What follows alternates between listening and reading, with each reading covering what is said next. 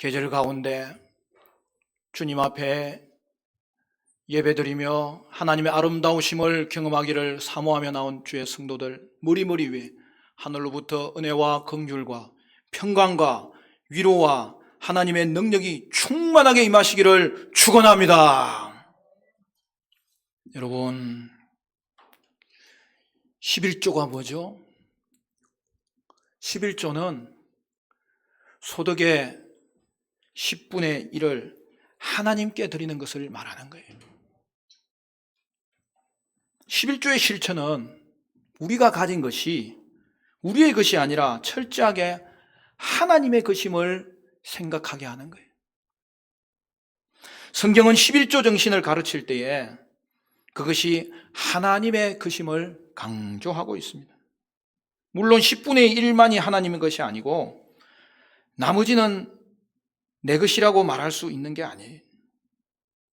모든 것이 하나님의 것입니다.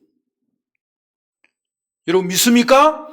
오늘 우리의 삶 가운데 우리가 가진 모든 것이 하나님의 돌보심이었다는 것을 고백하며 하나님이 주신 것을 잘 관리하는 자, 그래서 우리는 청지기로 살아야 되는 거예요. 따라서 모든 것이 하나님의 것인데 그 중에 10분의 1을 온전히 구별하여 주님께 드리는 것입니다. 그리고 나머지 10분의 9 역시 하나님의 것임을 인정하고 그 부분까지 하나님의 뜻대로 잘 사용하며 살라는 것입니다. 그런데 만일 10분의 1도 드리지 못한다면 나머지 10분의 9를 주의 뜻대로 사용하며 살아갈 것이라고 기대하기가 어려운 것입니다. 느헤미야는 다시 종교개혁을 시작하면서 자기 백성의 평강과 행복과 축복을 위해서 무엇보다도 이 11조의 회복을 열망했던 것입니다. 드디어 백성들은 순종을 결단하였습니다. 이것이 공동체 회복의 시작이었습니다. 이스라엘 공동체가 신앙을 회복하는 전기가 된 것입니다. 우리 12절 말씀 우리 같이 한번 읽을까요? 12절 다 같이 12절 시작.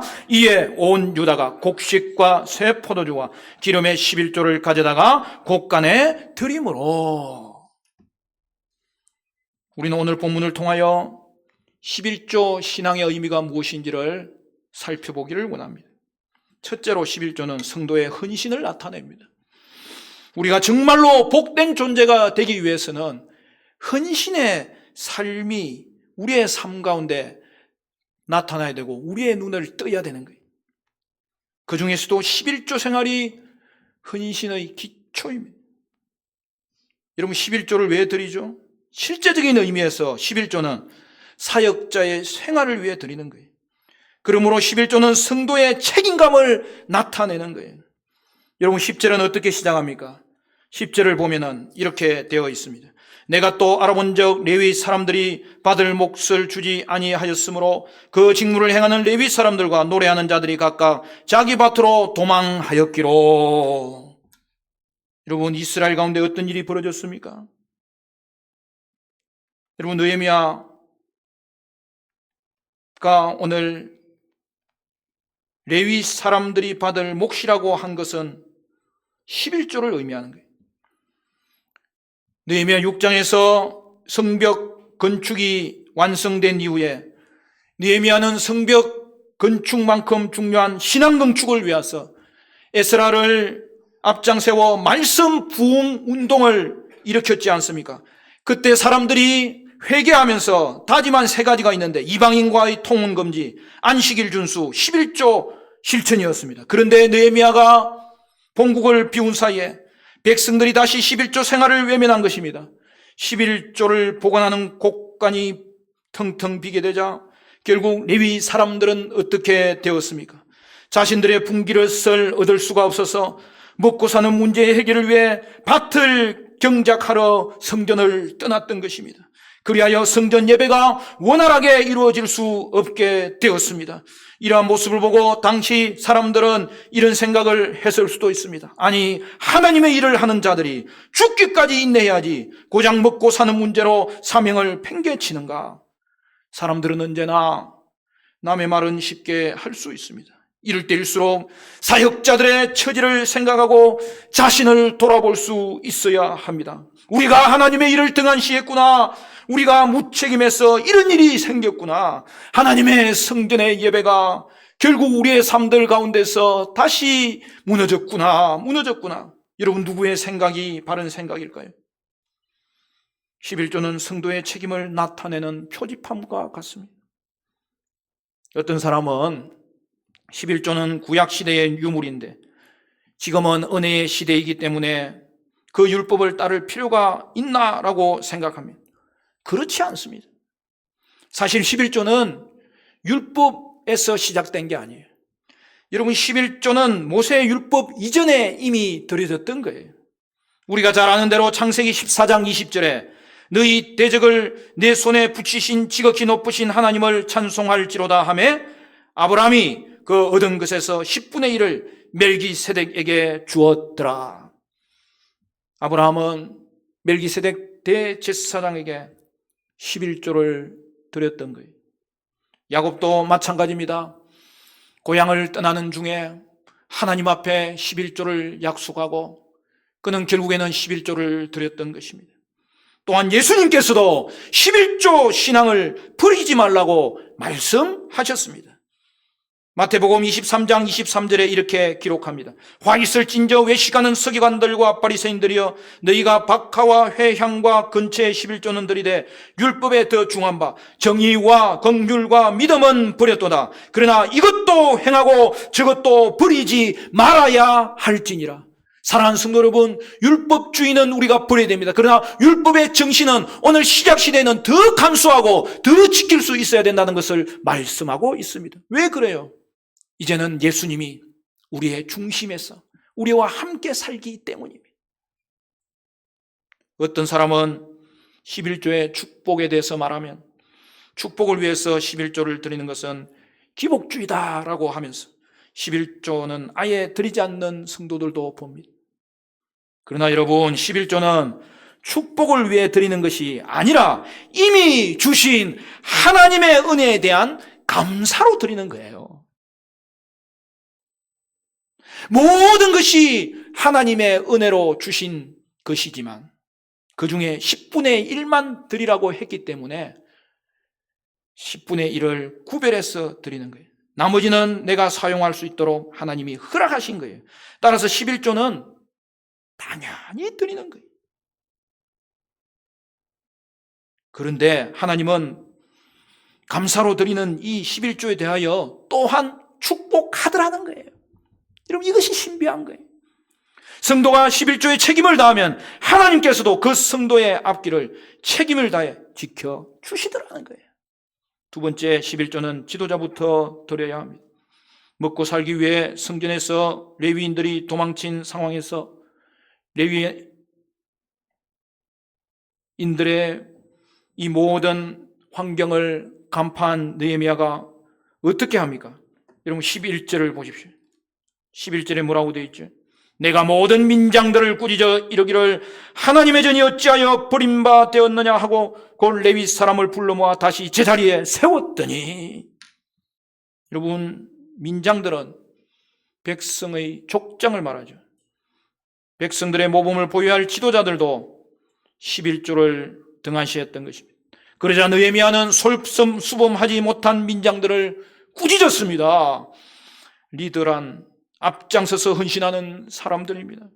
그러므로 리더의 축복을 원한다면 먼저 헌신하는 일에 모범을 보여야 합니다. 리더는 헌신하는 일에는 가장 먼저 앞장서는 자이고 생색내는 일에는 가장 뒤에 서는 자입니다. 그러한 겸손한 사람에게 하나님은 지속적으로 리더의 축복을 허락하실 것입니다. 세 번째, 11조는 하나님의 명령이므로 자발적으로 드려야 합니다. 느헤미야가 민장을 꾸짖고 다시 레위 사람들을 불러 성전에 세우자 어떤 일이 벌어졌습니까?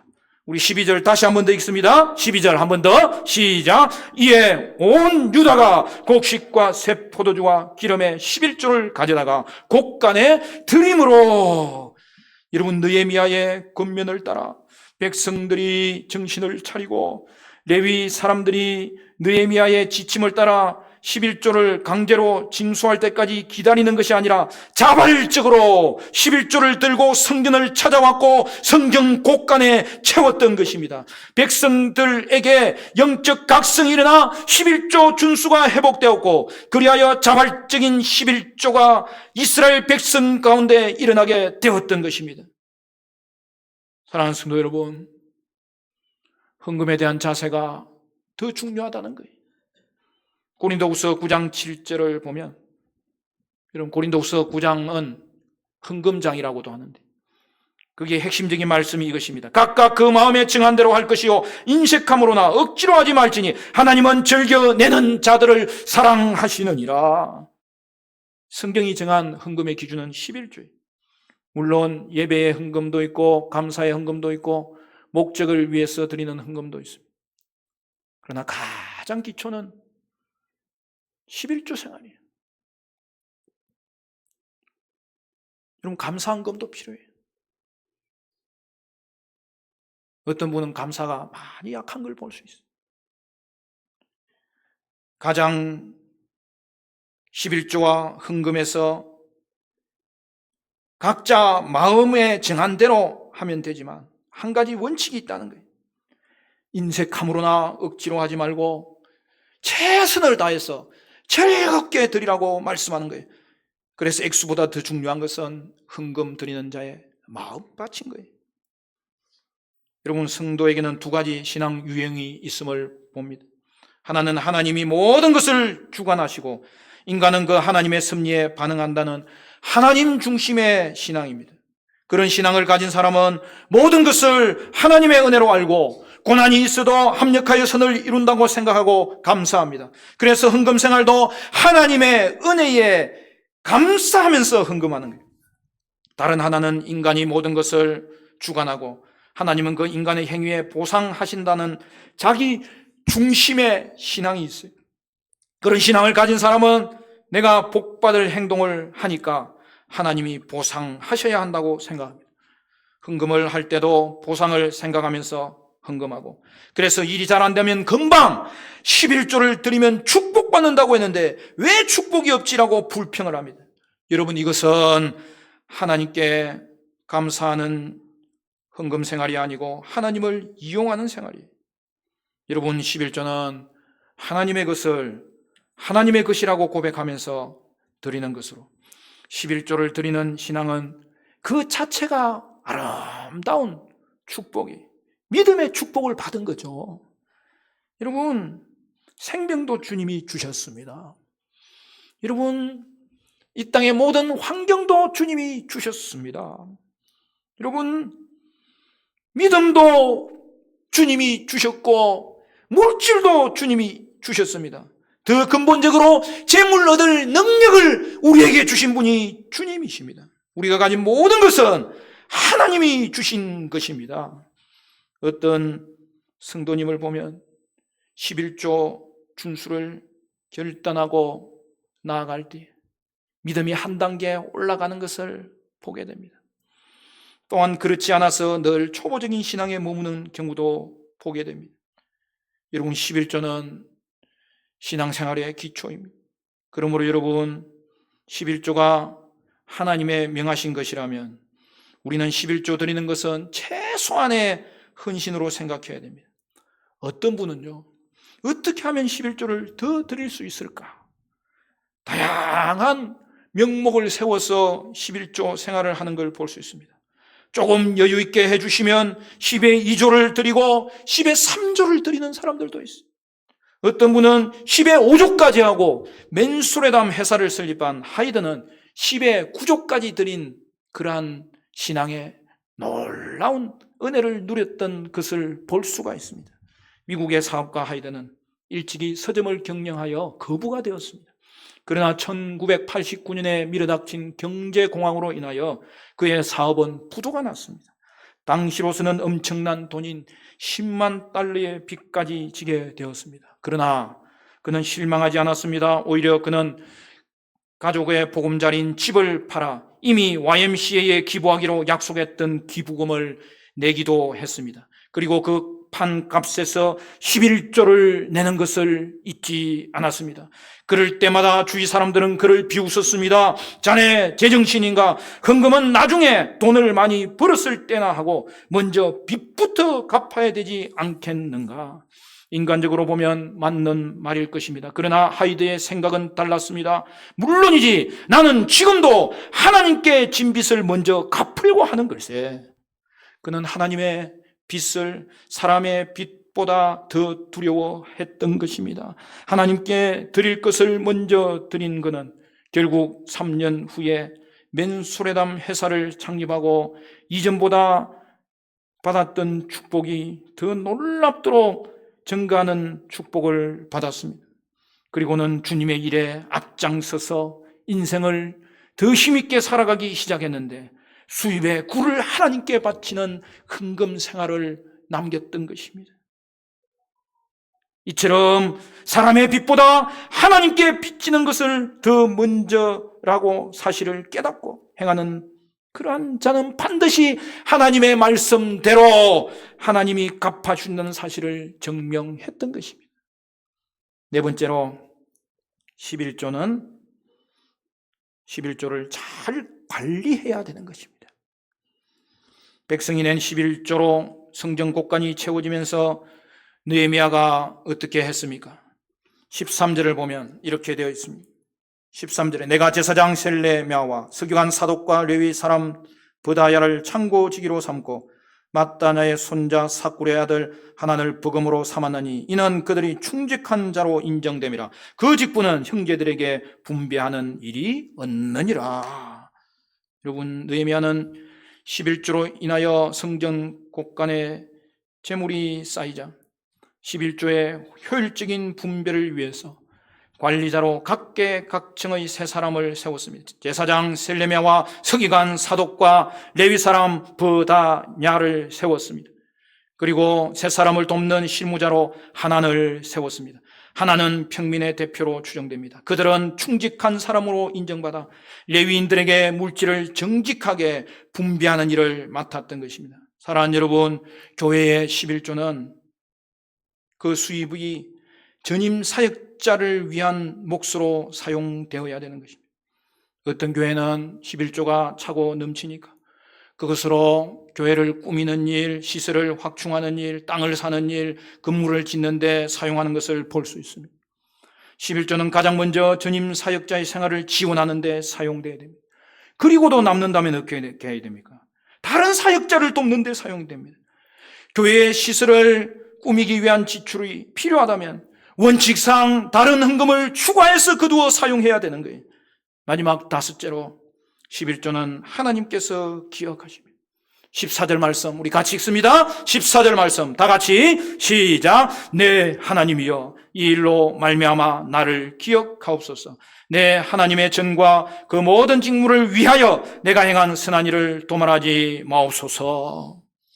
그럼 느헤미야는 기도의 사람인데 그가 성벽 재건을 위해서도 기도했던 것을 보았고 이제 그가 다시 본국으로 돌아와 영적 개혁을 일으킬 때도 그는 기도하는 장면이 오늘 본문에 드러나는데 여러분 오늘 본문의 기도는 느헤미야서에 나오는 느헤미야의 기도 중에서 8번째 기도가 등장하는 거예요.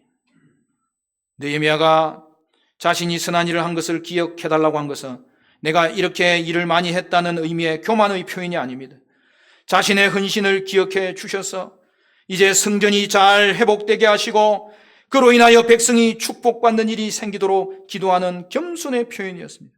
11조는 우리의 삶이 하나님께 드려졌음을 확인하는 사랑의 서약입니다. 11조는 10분의 1을 드리는 것이 아니라 나의 모든 것을 주님께 드립니다라는 헌신의 고백입니다. 그리하여 내 인생은 하나님이 책임져 주실 것이라는 고백이 담겨 있는 표입니다. 물질이 내 인생을 책임져 준다고 생각하는 것이 바로 우상입니다. 그런데요, 우리가 11조를 준수할 때에 우상에서 벗어나는 것을 보게 됩니다. 이것이 11조 신앙의 신비입니다. 11조 신앙의 능력입니다.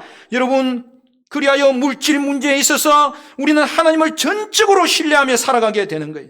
살다 보면 형편이 어려워질 때가 있습니다.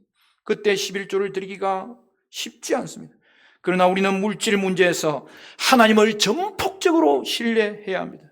물질을 놓으면 죽을 것 같지만 하나님께서는 결코 버려두지 않습니다. 오히려 하나님께서는 우리를 축복하시려고 우리가 붙들고 있는 이 물질을 놓기만을 기다리고 계신다는 사실을 반드시 기억해야 됩니다. 어느 날 한 사람이 벼랑에서 떨어졌습니다. 떨어지다가 간신히 나무가지 하나를 붙잡고 매달리게 되었습니다. 그곳에 매달려 그는 위를 향해 소리쳤습니다. 그 위에 누구 없어요? 애타게 부르자 위에서 어떤 소리가 들렸어요. 무슨 문제가 있느냐? 그 소리를 듣고 벼랑에 매달린 사람이 외쳤습니다. 누구세요? 위에서 음성이 들려오기를 나는 하나님이다. 그는 필사적으로 외쳤습니다. 하나님 저를 도와주세요. 그때 하나님이 말했습니다. 알았다, 도와줄게. 이제 그 가지를 놓아라. 잠시 침묵이 흘렀습니다. 그리고 그에게서 다시 절박한 음성이 흘러나왔습니다. 그 위에 다른 사람은 없습니까? 여러분, 이것이 우리의 모습 아닙니까? 물질이 우리의 삶을 주관한다고 사는 삶은 우상숭배의 삶. 하나님은 우리가 물질을 놓기를 원하시고 우리의 인생을 책임져 주시기를 원하시고 지금도 우리를 돌봐주시는 하나님이십니다. 물질을 놓으면 도와주겠다고 하는데 계속 물질을 붙들고 있는 것은 아닙니까? 결국 믿음의 문제입니다. 물질 우상을 내려놓아야 됩니다. 11조 준수는 물질의 우상을 해소하는 놀라운 능력이 있습니다. 그리고 내 인생 하나님의 것임을 고백하는 능력이 있고 내 인생 하나님이 책임져 주신다는 믿음의 놀라운 은혜가 임하는 것입니다. 그래서 11조는 그 자체가 축복인 거예요. 웨스트민스터 교회의 로이드 존스 목사님의 후임인 캔들 박사는 이렇게 말했습니다. 목사가 시험될 것이 두려워서 11조를 가르치지 않는 것은 결국 교인을 가난하게 만드는 것입니다. 사람이 신앙생활을 잘 하려면 특별히 두 가지가 거듭나야 합니다. 하나는 영혼이 거듭나야 하고 다른 하나는 돈주머니가 거듭나야 합니다. 사랑하는 성도 여러분, 11조 신앙은 그 자체가 축복이에요. 또한 11조 준수는 심는 거예요. 하나님이 기억하세요. 심은 것은 열매 맺도록 하나님이 역사하세요. 말씀을 맺겠습니다. 사랑하는 성도 여러분, 오늘 저와 여러분의 삶 가운데 온전한 11조 생활이 회복될 수 있어서 물질 우상에서 벗어나기를 바라고 주신 은혜에 대한 감사가 넘쳐나기를 바라고 주실 은혜로 인하여서 축복된 삶이 펼쳐지는 은혜가 저와 여러분 가운데 있게 되시기를 주님의 이름으로 간절히 축원합니다.